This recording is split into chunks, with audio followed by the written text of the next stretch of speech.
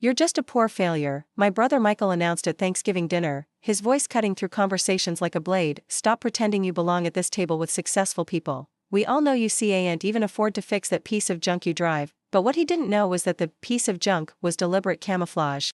And the call I'd make tomorrow morning would drain $94 million from his precious company faster than he could say hostile takeover. The dining room in our parents' Westchester mansion was packed with 43 relatives, all gathered for our annual Thanksgiving feast. I sat quietly at my assigned spot, the fold-out table they'd added as an afterthought, while Michael presided over the main table like a king holding court.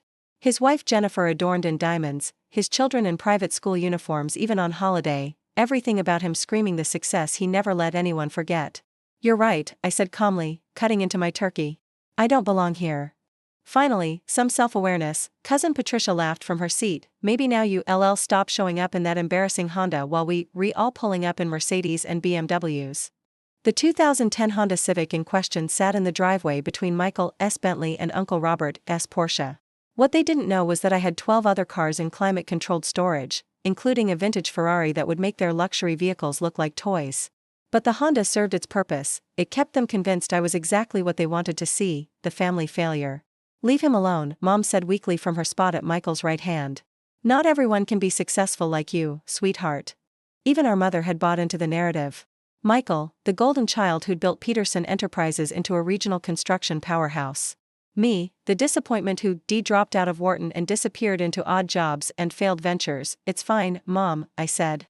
Michael's right. I've been pretending for too long. See? Michael gestured with his wine glass. Even he admits it.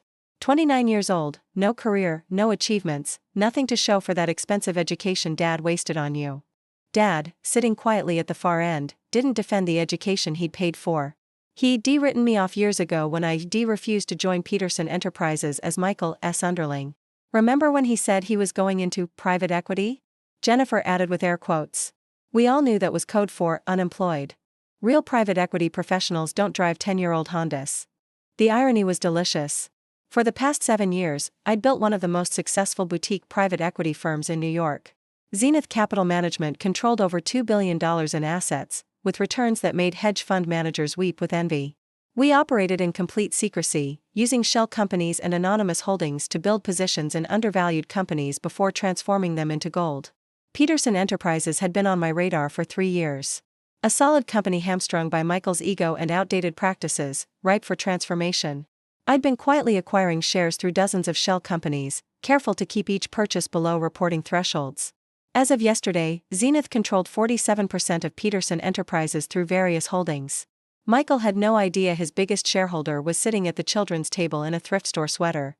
At least tell us you're dating someone, Aunt Linda prodded, though I suppose that's hard when you can't even afford to take a woman to dinner. Still single, I confirmed, thinking of Valentina, the international model I'd been seeing for 2 years. We'd agreed to keep our relationship private after her ex had tried to leverage their connection for business deals. She was currently in Paris, sending me photos from the penthouse apartment I'd bought her as a birthday gift. Of course he is, Michael laughed.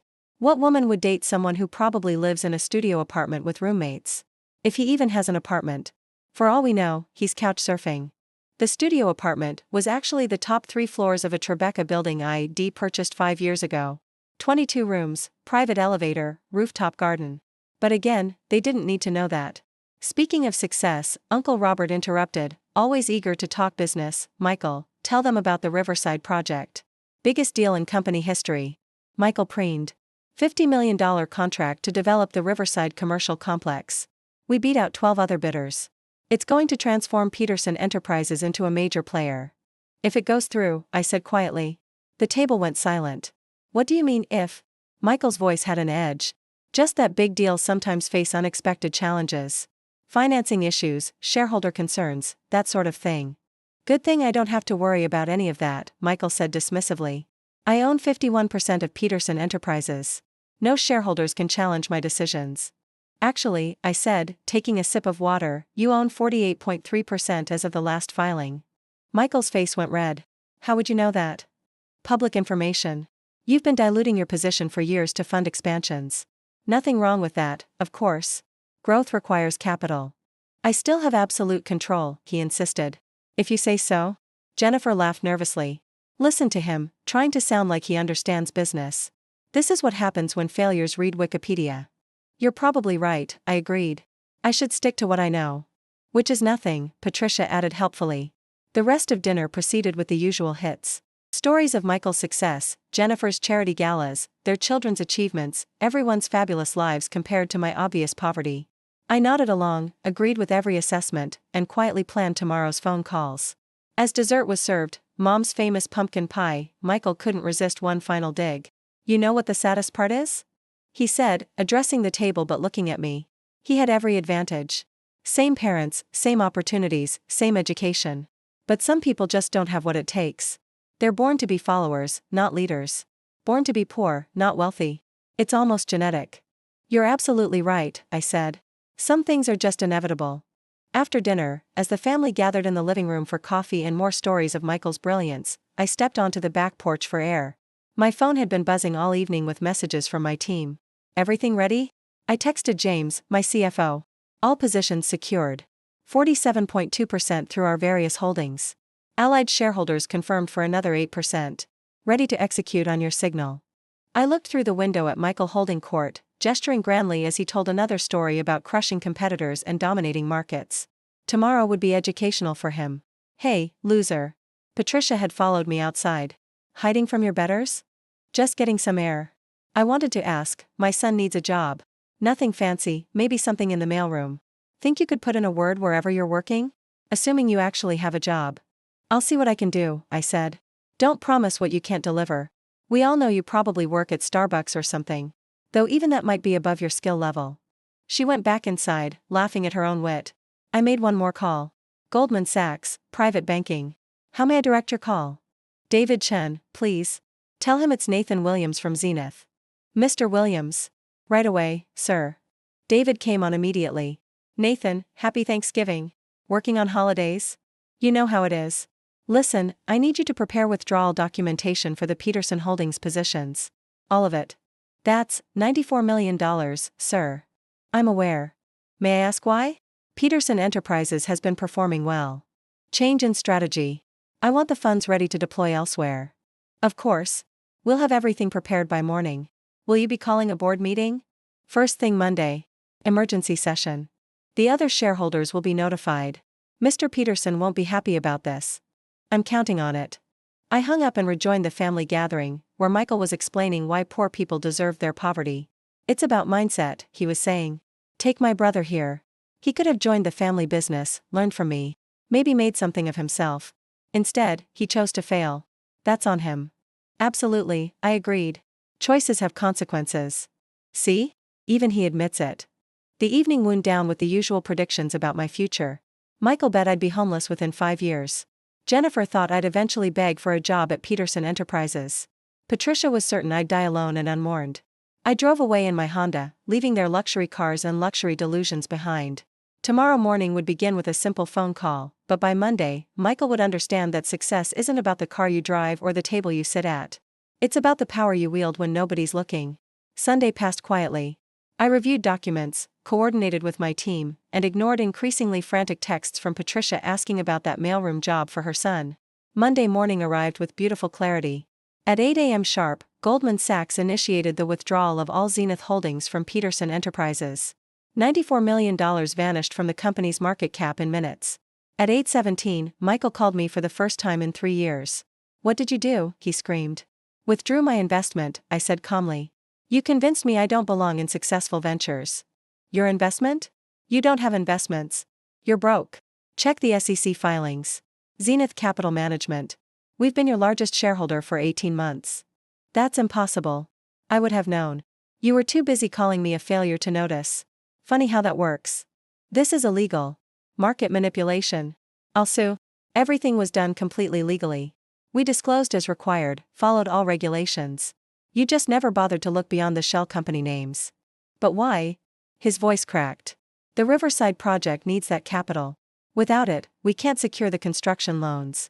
The whole deal will collapse. Then I guess you'll have to find another investor. Maybe someone who belongs at your table. Someone successful. Nathan, please. This will ruin me. The company will survive. It'll just need new leadership. The emergency board meeting is in 2 hours. I suggest you prepare a good explanation for why you didn't notice your company's biggest shareholder was the brother you spent Thanksgiving humiliating. You can't do this. We're family. Family? I laughed. Family doesn't call you a poor failure in front of 40 people. Family doesn't mock your car, your clothes, your entire existence. Family doesn't put you at the children's table at 29 because they think you worthless. It was just talk. You know I didn't mean, you meant every word. And now you'll deal with the consequences. I'll lose everything. The house, the cars, the kids' schools. You'll lose control of Peterson Enterprises. Whether you lose everything else depends on how well you handle being middle class. You know, like the poor failure you thought I was. Please, Nathan. I'm begging you. I'll see you at the board meeting. Wear something nice. First impressions matter when you're asking to keep your job. I hung up and blocked his number. Then I called Patricia. About that mailroom position for your son, I said. Turns out I might have something available. Peterson Enterprises will be under new management soon. I'll make sure he gets an interview. New management? What are you talking about? You'll see. Oh, and Patricia? Next Thanksgiving, I'll be hosting. You're all invited. Except there won't be a children's table. Everyone sits together, or no one sits at all. You're hosting? In your studio apartment? Something like that, I said, looking around my Tribeca penthouse. I might even drive the Ferrari. You know, to avoid embarrassing anyone with the Honda. The board meeting was everything I'd hoped. Michael in a wrinkled suit, frantically trying to explain how he missed his company being slowly acquired by his failure brother. The board voting no confidence. New leadership installed. The Riverside project saved but credited to competent management. That evening, my phone exploded with family messages ranging from apologetic to accusatory. Mom called me crying, saying she'd always believed in me. Dad texted asking for investment advice. Jennifer sent a lengthy email about how she'd been forced to go along with Michael's behavior. I responded to none of them. Success, I'd learned, isn't about proving anything to anyone. It's about building something real while everyone's busy judging your surface. It's about patience, strategy, and the perfect moment to reveal that the poor failure at the children's table controls more wealth than everyone at the main table combined. But mostly? It's just about the look on their faces when they realize the Honda in the driveway was a choice, not a circumstance. And that look? That was worth every moment of their mockery, every dismissive laugh, every prediction of my failure. $94 million withdrawn with a phone call. One brother's empire restructured with a board vote. 43 relatives reconsidering everything they thought they knew. Not bad for someone who doesn't belong. Next Thanksgiving would be interesting. I'd already instructed my assistant to send invitations on Peterson Enterprises letterhead, under its new management, of course. The children's table was officially retired. But the Honda? I might keep driving that. Some camouflage is too perfect to abandon.